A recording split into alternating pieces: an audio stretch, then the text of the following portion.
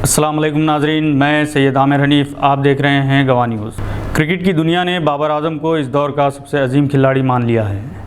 लाहौर के क़ज़ाफ़ी स्टेडियम में दूसरे वनडे में ऑस्ट्रेलिया को 6 विकेट से जिस तरह से पाकिस्तान ने शिकस्त दी वो तारीख़ साज हो गई, क्योंकि कामयाबी के लिए 349 रन का टारगेट तक पहुंचना आसान नहीं था। ताहम बाबर आजम और इमामुल हक़ ने इसे मुमकिन कर दिखाया। इमामुल हक़ इन दिनों गज़ब के फॉर्म में हैं।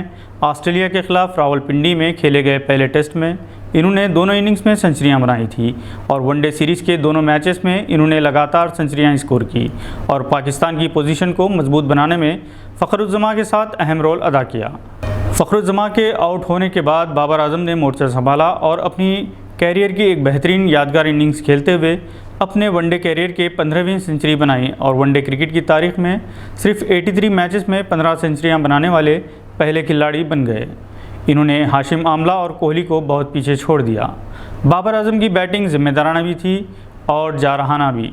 वो वैसे भी हर दिल अजीज़ खिलाड़ी हैं। कराची में खेले गए दूसरे टेस्ट की चौथी इनिंग्स में 196 रन की सबर आजमा इनिंग्स खेलते हुए इन्होंने इस मैच को ड्रा करवाया था और चौथी इनिंग्स में सबसे ज़्यादा स्कोर करने वाले दुनिया के पहले खिलाड़ी बन गए थे।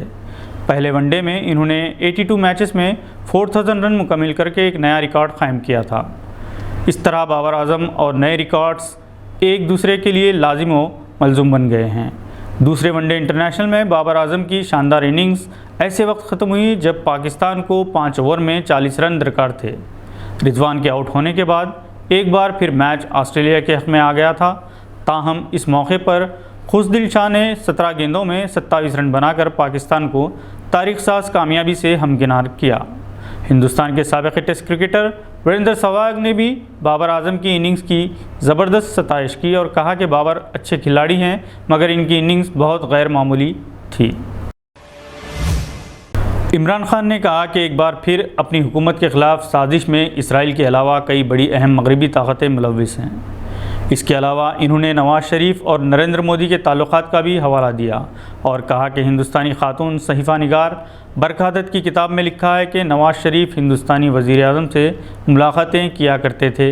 अगरचे कि इमरान खान ने यह नहीं कहा कि इनके ख़िलाफ़ तहरीक अदम एतमाद के ज़रिए इक़्तिदार से बेदखली की मुहिम में हिंदुस्तान का हाथ है। ताहम इन्होंने ऐसा इशारा ज़रूर दिया कि नवाज़ शरीफ को मुख्तलिफ़ ममालिक की सरपरस्ती हासिल है। इमरान खान ने जो पाकिस्तानी क्रिकेट टीम के कप्तान से इस मुल्क के वज़ीर आज़म के ओहदे तक पहुँचे थे, इन दिनों सियासी बहरान का शिकार हैं। इनके मुखालिफिन की ताकत में इजाफ़ा हुआ है। हुकूमत चलाने के लिए दरकार तादाद अब इमरान खान के पास नहीं है। ये बात यकीनी हो गई है कि इन्हें हटाया जाएगा और शहबाज शरीफ को, जो नवाज़ शरीफ के भाई हैं, वज़ीर आज़म के ओहदे पर फाइज किया जाएगा। इमरान खान ने कहा कि वो खामोश रहने वाले नहीं हैं। वो बदउन्वान सियासतदानों का पर्दाफाश करेंगे जिन्होंने पाकिस्तान को लूट लिया है। पाकिस्तान की सहाफ़त भी 2 ग्रुप्स में तकसीम हो गई है। एक ग्रुप इमरान खान की तायद कर रहा है तो दूसरा शिद्दत से मुखालिफत कर रहा है। साबिर शाकिर और हसन निसार जैसे मारूफ सहाफ़ी और मुबस्सिरीन इमरान खान के हक़ में हैं। हामिद मीर और इन जैसे हम ख्याल मुख्तलिफ़ ममालिक के TV चैनल्स के ज़रिए इमरान खान पर तनक़ीद कर रहे हैं। पाकिस्तान के एक सहाफ़ी ने एक हिंदुस्तानी चैनल के सवाल के जवाब में कहा कि इमरान खान की गलती या कसूर ये है कि वो ईमानदार हैं। आज के बुलेटिन में बस इतना ही।